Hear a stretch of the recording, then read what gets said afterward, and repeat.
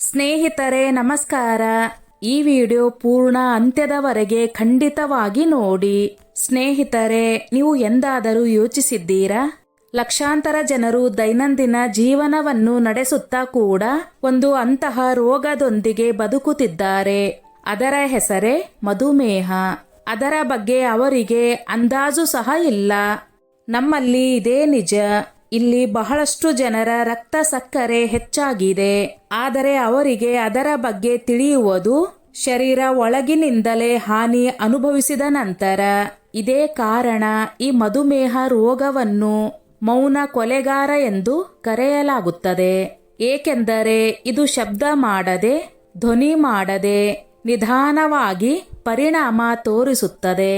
ಈಗ ಪ್ರಶ್ನೆ ಕಾಡುತ್ತದೆ, ಕೊನೆಗೂ ಶರೀರ ನಮಗೆ ಮುಂಚಿತವಾಗಿ ಎಚ್ಚರಿಕೆ ಏಕೆ ಕೊಡುವುದಿಲ್ಲ?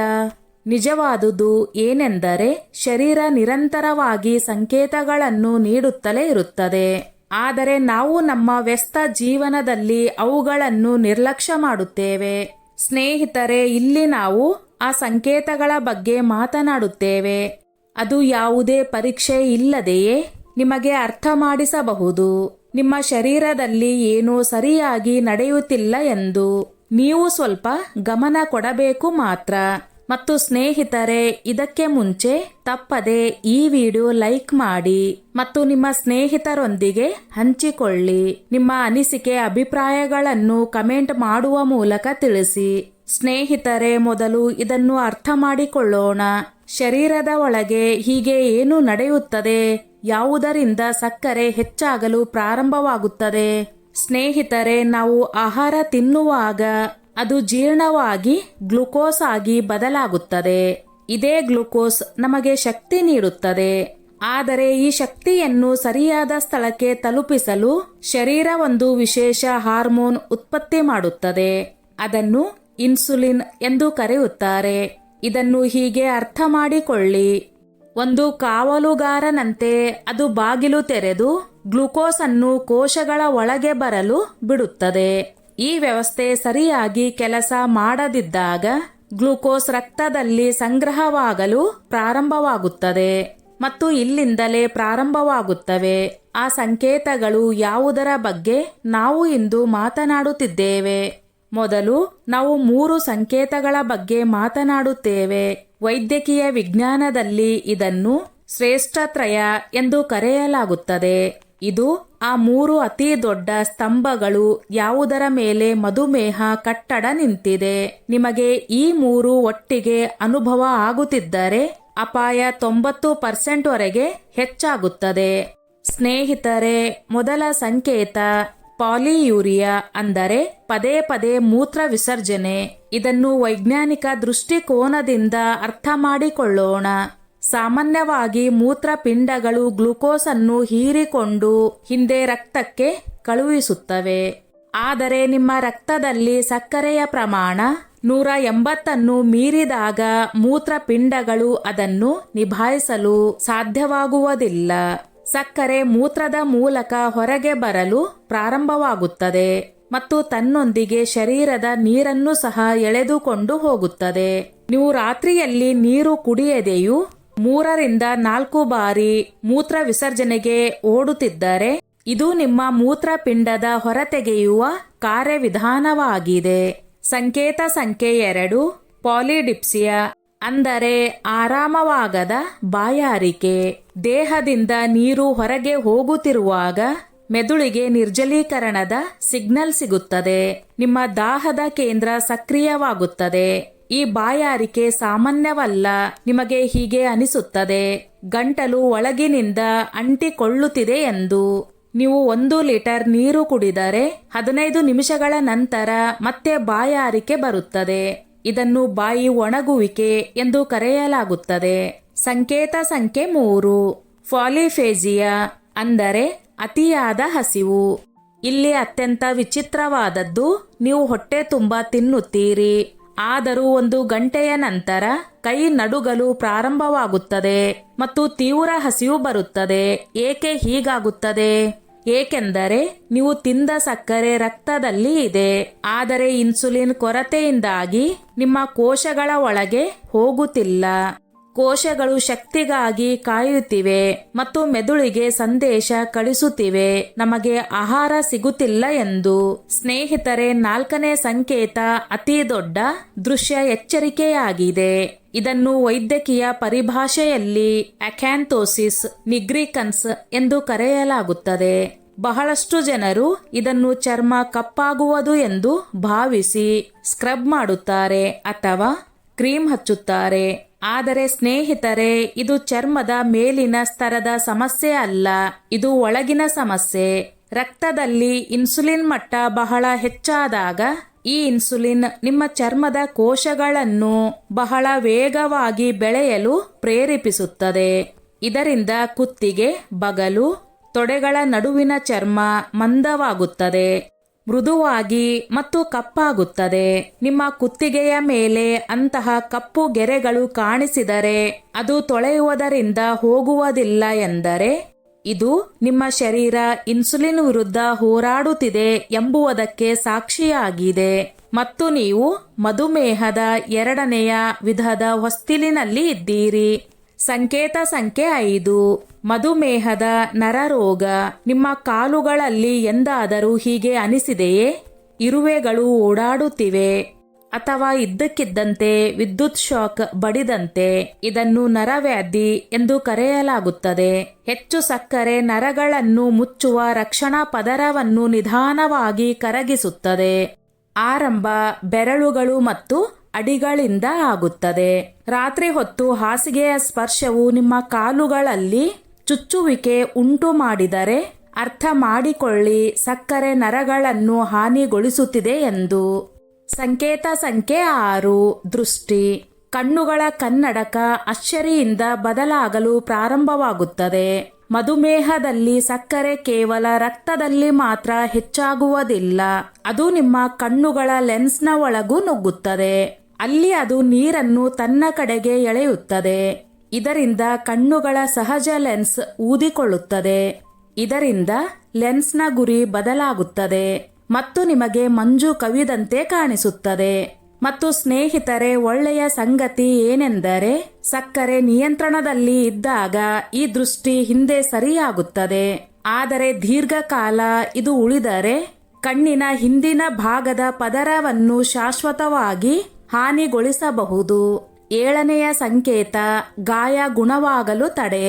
ಉದಾಹರಣೆಗೆ, ನೀವು ಗಡ್ಡ ಬಡಿದಾಗ ಕತ್ತರಿಸಿಕೊಂಡಿದ್ದೀರಿ ಅಥವಾ ಅಡುಗೆ ಮನೆಯಲ್ಲಿ ಕೆಲಸ ಮಾಡುವಾಗ ಗಾಯವಾಗಿದ್ದರೆ ಇದು ಸಾಮಾನ್ಯವಾಗಿ 3 ರಿಂದ 4 ದಿನಗಳಲ್ಲಿ ಒಣಗಬೇಕು. ಆದರೆ ಮಧುಮೇಹದಲ್ಲಿ 2 ವಿಷಯಗಳು ನಡೆಯುತ್ತವೆ. 1, ಹೆಚ್ಚು ಸಕ್ಕರೆ ಸೂಕ್ಷ್ಮ ಜೀವಿಗಳ ಇಷ್ಟದ ಆಹಾರವಾಗಿದೆ, ಇದರಿಂದ ಸೋಂಕು ಹೆಚ್ಚಾಗುತ್ತದೆ.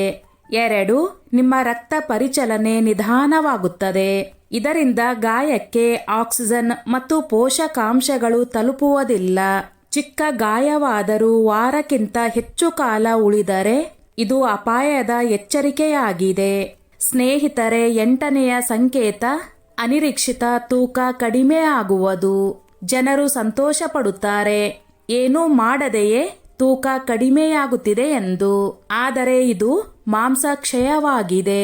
ಶರೀರ ಸಕ್ಕರೆಯಿಂದ ಶಕ್ತಿ ಉತ್ಪತ್ತಿ ಮಾಡಲು ಸಾಧ್ಯವಾಗದಿದ್ದಾಗ ಅದು ತುರ್ತು ಸ್ಥಿತಿಗೆ ಹೋಗುತ್ತದೆ. ಅದು ನಿಮ್ಮ ಸ್ನಾಯುಗಳ ಪ್ರೋಟೀನ್ ಮತ್ತು ಶರೀರದ ಕೊಬ್ಬನ್ನು ಇಂಧನದಂತೆ ಸುಡಲು ಪ್ರಾರಂಭಿಸುತ್ತದೆ. ಇದು ಅಪಾಯಕಾರಿ ಸಂಕೇತವಾಗಿದೆ. ನಿಮ್ಮ ಚಯಾಪಚಯ ಕ್ರಿಯೆ ಸಂಪೂರ್ಣವಾಗಿ ವ್ಯವಸ್ಥೆ ತಪ್ಪಿದೆ ಎಂದು. ಸಂಕೇತ ಸಂಖ್ಯೆ 9, ಒಸಡುಗಳ ಸಮಸ್ಯೆ ಅಥವಾ ಉಸಿರಿನಿಂದ ದುರ್ವಾಸನೆ ಬರುವುದು. ಸಕ್ಕರೆ ಹೆಚ್ಚಾದಾಗ ನಿಮ್ಮ ಲಾಲಾರಸದಲ್ಲಿಯೂ ಗ್ಲುಕೋಸ್ನ ಮಟ್ಟ ಹೆಚ್ಚಾಗುತ್ತದೆ. ಇದು ಬಾಯಿಯ ಸೂಕ್ಷ್ಮ ಜೀವಿಗಳಿಗೆ ಹಬ್ಬವಾಗಿದೆ. ಇದರಿಂದ ಪದೇ ಪದೇ ಒಸಡುಗಳಿಂದ ರಕ್ತ ಬರುವುದು ಮತ್ತು ಬಾಯಿಯಿಂದ ದುರ್ವಾಸನೆ ಬರಲು ಪ್ರಾರಂಭವಾಗುತ್ತದೆ.